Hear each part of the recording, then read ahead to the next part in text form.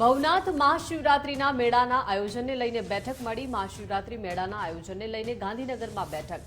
નાયબ મુખ્યમંત્રી હર્ષભાઈ સંઘવીની અધ્યક્ષતામાં બેઠક મળી। રાજ્યમંત્રી જયરામ ગામિત બેઠકમાં ઉપસ્થિત રહ્યા। પ્રવાસન, યાત્રાધામ સહિતના વિભાગના અધિકારીઓ પણ ઉપસ્થિત રહ્યા। જૂનાગઢના ધારાસભ્ય, કલેક્ટર, એસપી અને મેયર પણ ઉપસ્થિત રહ્યા। બેઠકમાં સંતો મહંતો પણ હાજર રહ્યા।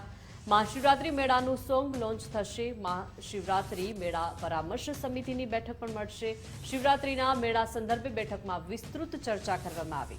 આ વર્ષે સૌથી મોટો મેળો તરીકે આયોજન થશે તેવું ડેપ્યુટી સીએમએ જણાવ્યું છે। આ વર્ષે વ્યવસ્થાઓમાં વધારો કરવામાં આવશે તેવું પણ હર્ષભાઈ સંઘવીએ કહ્યું। આ વર્ષે રવેડીમાં જે રૂટ હોય છે તે 500 મીટર વધારાયો છે। 2900થી વધારે પોલીસ જવાનો બંદોબસ્તમાં રહેશે।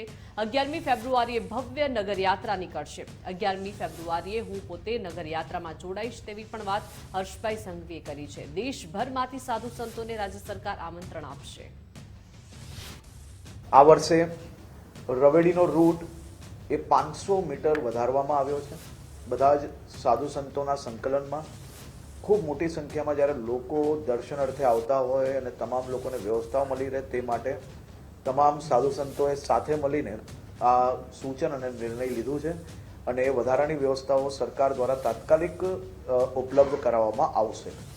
સાથે સાથે દર વર્ષે 1600 જેટલા પોલીસ અધિકારીને જવાનો આ શિવરાત્રિના મેળાની વ્યવસ્થાઓમાં ત્યાં હોય છે। આ વર્ષે 2900થી વધારે પોલીસ બંદોબસ્ત ત્યાં કરવામાં આવશે અને સાથે સાથે આ વર્ષે એક નવો પ્રયાસ જૂનાગઢ પોલીસ દ્વારા કરવામાં આવ્યો છે કે મેળામાં પોલીસ જોડે જોડે લોકલ જે યુવાનો છે એમને જોડીને બી વ્યવસ્થાઓમાં જોડવામાં આવે તો 1000થી વધારે વોલન્ટિયર્સને બી આ વ્યવસ્થાઓની અંદર જોડવામાં આવશે।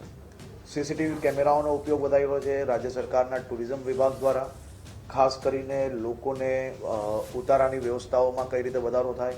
300 જેટલા સામાજિક સંસ્થાઓ દ્વારા ઉતારાની વ્યવસ્થા અને ભંડારાની વ્યવસ્થા કરવામાં આવે છે। આ સૌ સામાજિક સંસ્થાઓને બી હું આભાર માનું છું કે એટલા વર્ષોથી કામગીરી કરી રહ્યા છે। આ વર્ષે હજી વધુ મહત્વની જે વ્યવસ્થાઓ કરવાની હોય તેમાં બી એ લોકો સહભાગી થઈ રહ્યા છે। દરેક જગ્યા પર પાણીની વ્યવસ્થાઓ આ વર્ષે નવી કરવામાં આવશે।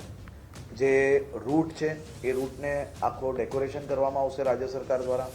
આ વર્ષનો આ મેળો એ અદ્ભુત હશે અને આજ તકનો સૌથી મોટો મેળો થાય તે પ્રકારની વ્યવસ્થાઓ કરવામાં આવી છે।